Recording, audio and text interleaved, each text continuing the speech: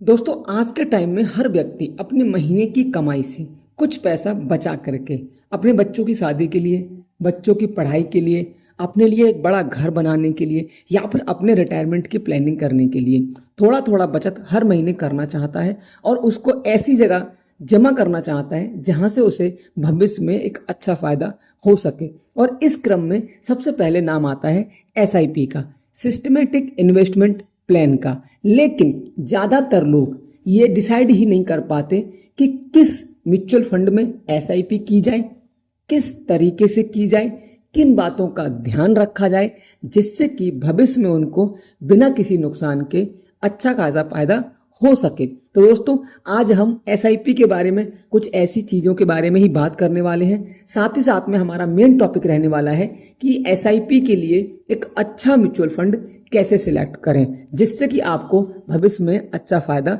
हो सकता है। दोस्तों, बिना किसी देरी के वीडियो को लाइक करके बने रहिए हमारे साथ वीडियो के लास्ट तक। तो आज मैं आपको एक ऐसा तरीका बताने वाला हूं, अगर आप उस तरीके से, उस वेबसाइट से अपने लिए किसी भी म्यूचुअल फंड का रिसर्च करना चाहते हैं, उसके बारे में जानना चाहते हैं और फिर आप एसआईपी करना चाहते हैं, तो आप एक अच्छी डिटेल प्राप्त कर सकते हैं।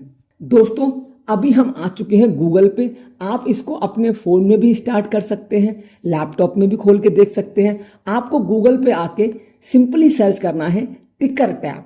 टिकर टैप एक ऐसी वेबसाइट है जो आपको एक अच्छा म्यूचुअल फंड सिलेक्ट करने में मदद करती है। अब यहाँ पे आएंगे आप और टिकर टैप की सबसे पहली वेबसाइट पे क्लिक करेंगे और उसके बाद आपके सामने कुछ इस तरीके का इंटरफेस आ जाएगा। अब दोस्तों, अगर आप दो तीन तरीके के म्यूचुअल फंड सिलेक्ट करके रखे हैं या आपने मार्केट से 5-10 तरीके के म्यूचुअल फंड्स को सिलेक्ट किया हुआ है, अब आप उन सब में से एक बेस्ट म्यूचुअल फंड कैसे डिसाइड कर सकते हैं, उसके लिए आपको क्या करना है। यहाँ पे आप ऊपर सर्च का ऑप्शन आ रहा है और यहाँ पे आप 1 बाय 1 एक एक करके उस म्यूचुअल फंड्स की कुछ अच्छी चीजों को देखेंगे, कुछ बेकार चीजों को देखेंगे, जिससे कि आप डिसाइड कर पाएंगे कि कौन सा म्यूचुअल फंड ज्यादा बेहतर है। जैसे कि मैंने सर्च किया हुआ है, यहाँ पे हम एग्जांपल के लिए ले लेते हैं। फॉर एग्जांपल, हमने यहाँ पे देख लिया एसबीआई का कॉन्ट्रा फंड। ये पूरा वीडियो सिर्फ और सिर्फ एजुकेशन पर्पज के लिए है, ये किसी तरीके का कोई रिकमेंडेशन नहीं है।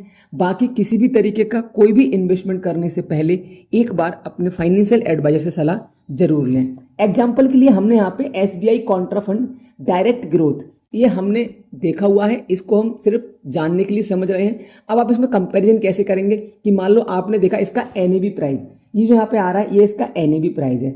एनएबी प्राइस किसी भी म्यूचुअल फंड के यूनिट प्राइस को बोलते हैं, ठीक है जी। मतलब कि एक यूनिट आपको यहाँ पे, जैसे कि इस म्यूचुअल फंड का एनएबी है 424 रुपये 64 पैसे, मतलब आपको 424 रुपये 64 पैसे में इस म्यूचुअल फंड का एक यूनिट मिलेगा, ठीक है जी। यहाँ पे हम एक चीज देख सकते हैं, इसने जो अपनी लाइफ में, पूरी लाइफ में रिटर्न्स बनाए हैं। जैसे कि आज मैंने यहाँ पे 1 मंथ पे क्लिक किया है, 1 मंथ में इसने 3% के, 6 महीने में यहाँ पे आप देख सकते हैं 4% के, 1 साल के अंदर 4% के, 3 साल के अंदर 27% के, और आप सबसे अच्छी बात देखेंगे 5 सालों के अंदर तो 34% की, और पूरी लाइफ में इस म्यूचुअल फंड ने 17% के रिटर्न बना करके दिए हैं। अब आप इससे क्या आंकड़ा लगा सकते हैं कि इसका जो परफॉर्मेंस है 12 सालों में वो कैसा रहा है, तो ये आगे कैसा कर सकता है। इसके अलावा कुछ चीजें यहाँ पे आपको मिल जाती हैं, जैसे कि इसका परफॉर्मेंस यहाँ बता रहे हैं हाई है, बहुत अच्छा परफॉर्मेंस किया हुआ है। रिस्क यहाँ पे लो है क्योंकि अच्छे रिटर्न मिले हुए हैं। यहाँ पे कॉस्ट हाई है। कॉस्ट हाई क्यों है? क्योंकि 424 रुपये जो प्राइस है वो ज्यादा है और 424 रुपये में आपको यहाँ पे सिर्फ एक सिंगल यूनिट मिल रहा है। अगर मान लो यहीं पे इसका प्राइस 42 रुपये होता तो 424 रुपये में लगभग आपको 10 यूनिट मिल जाते, ठीक है जी। और जब 10 यूनिट पे 1 रुपए के हिसाब से बढ़ता तो आपको 10 रुपए का फायदा हो सकता था, लेकिन यहां पे अगर 1 रुपए बढ़ेगा तो आपको 1 रुपए का फायदा होगा। तो इसलिए कॉस्ट हाई बता रहे हैं, ठीक है। कंपोजिशन में आप हाई है और रेड फ्लैग्स हाई लो है, कोई यहाँ पे दिक्कत नहीं है। इस तरीके से अब हम इसके अलावा कुछ खास चीजें जो हम चेक करेंगे एक म्यूचुअल फंड के बारे में अच्छी होनी चाहिए। जैसे कि अब हम आ जाते हैं एक्सपेंस रेशियो पे। किसी भी म्यूचुअल फंड का एक्सपेंस रेशियो 1% से कम होना चाहिए। पहले हम समझ लेते हैं कि एक्सपेंस रेशियो होता क्या है। किसी भी म्यूचुअल फंड के मैनेज करने की एक टीम होती है जिन्हें हम फंड मैनेजर्स कहते हैं। वो म्यूचुअल फंड को मैनेज करते हैं, उनके पैसे का ध्यान रखते हैं, उनके रिस्क का ध्यान रखते हैं, और उन फंड मैनेजर्स को जो पैसा दिया जाता है उसको एक्सपेंस रेशियो कहा जाता है, उनकी एक तरीके की फीस कह सकते हैं। तो ये जितनी कम होगी ये उतना अच्छा होगी। इसके अलावा यहाँ पे शार्प रेशियो है, पीई रेशियो है। शार्प रेशियो भी 1 से कम होना चाहिए है, मतलब कितना अच्छे रिटर्न दे रहे हैं। इसके अलावा लॉक इन पीरियड 0 होना चाहिए है। लंबा लॉक इन पीरियड होता है तो आप पैसे को इमरजेंसी में नहीं निकाल सकते। लॉक इन पीरियड होता क्या है कि आपने जब से पैसे को जमा करना शुरू किया, निवेश करना शुरू किया, उसके कितने दिन बाद आप पैसा निकाल सकते हैं। तो यहाँ पे 0 है, आप कभी भी निकाल सकते हैं, लेकिन कुछ टर्म्स एंड कंडीशन होती है, जैसे कि एग्जिट लोड।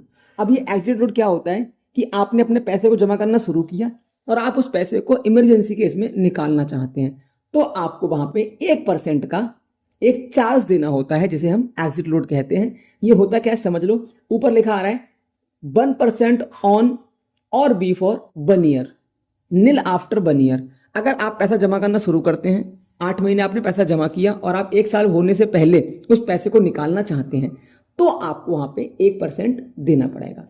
एसआईपी आप यहाँ पे कर सकते हैं, ये चीज कोई देखने वाली नहीं है। आप इस म्यूचुअल फंड में मिनिमम लमसम 5,000 रुपए से कर सकते हैं। इसी तरीके से आपको एक नहीं 5, 10, 20 म्यूचुअल फंड कम से कम कंपेयर करने होंगे, तब आप एक अच्छा म्यूचुअल फंड सिलेक्ट कर सकते हैं, वो भी खुद से रिसर्च करके। अगर अपने फाइनेंशियल एडवाइजर से एक बार सलाह जरूर लें। इसके आगे बढ़ते हैं, फिर हम देखते हैं कंपैरिजन कैटेगरी के साथ में कि इस म्यूचुअल फंड ने अपनी कैटेगरी में, इस कैटेगरी के और कितने म्यूचुअल फंड हैं और उसने कैसा रिटर्न दिया है। तो जैसे कि देखो, एसबीआई कॉन्ट्रा फंड है, इन्वेस्को इंडिया कॉन्ट्रा फंड है, तो इसने पूरी लाइफ में 17% के रिटर्न बना के दिए हुए हैं हर साल, पर इन्वेस्को ने 19% के बनाकर दिए हुए हैं, और कोटक महिंद्रा बैंक ने यहाँ पे 17% के रिटर्न बनाकर दिए हुए हैं। तो आप इनके बीच में भी कंपैरिजन कर सकते हैं। ठीक है जी, आप चलते हैं, यहाँ पे कुछ प्राइस कंपैरिजन है, आप वही सेम है ऊपर वाला देख सकते हैं। इसके अलावा SBI Contra fund assets allocation, मतलब यहाँ पे कोई भी फंड हो सकता है, ये तो हमने एग्जाम्पल के लिए लिया है कि आपका जो फंड है ये कहाँ कहाँ पे आपके पैसे को निवेश कर रहा है। तो देखो, इक्विटी है,